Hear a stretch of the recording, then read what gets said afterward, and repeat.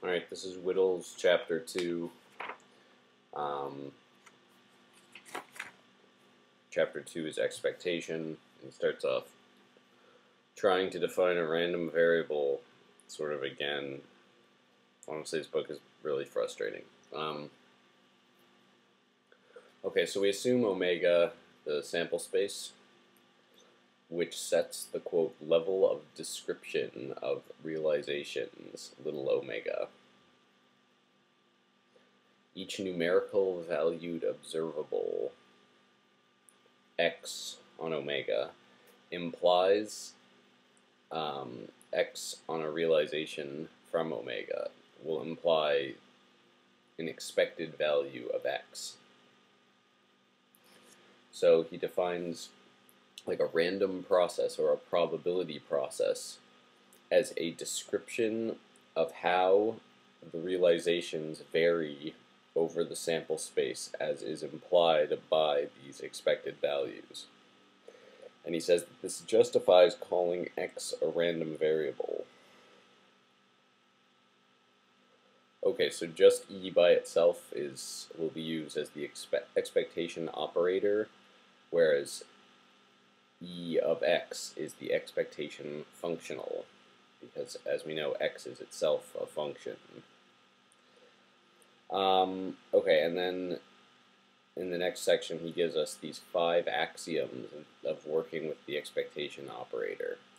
So, given that our random variables are scalar valued, the expected value of the random variable is also scalar, and there's 5 axioms. If x is greater than or equal to 0, then the expected value of x is greater than or equal to 0.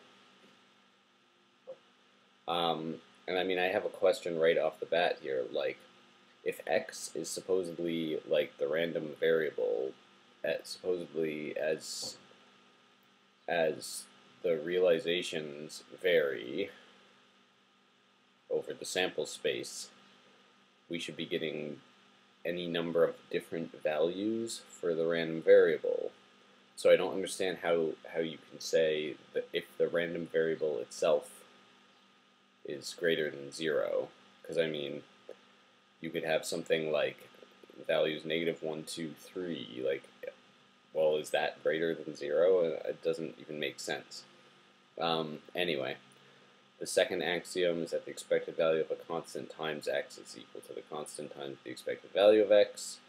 The third is that expected value distributes, so expected value of x1 plus x2 is equal to the expected value of x1 plus expected value of x2. This is the normalization. How does he call this? This is called normalization.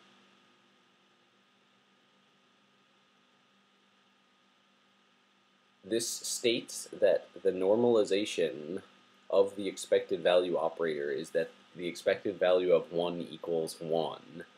I mean, this again just seems like ridiculous to me. Like, the expected value of a constant is just a constant, so I don't really know why it's anything special to state that the expected value of 1 should equal 1. But I guess this is my ignorance coming out. And then the fifth axiom is really sort of out there.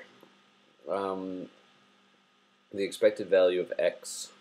Okay, if you have a sequence of random variables, x sub n of omega, of little omega, is increasing monotonically to a limit, x of omega, then the expected value of x is equal to the limit of the expected value of x sub n. He says in lay terms, it's a continuity demand, stating that for a monotone sequence of random variables, the operations e and lim commute.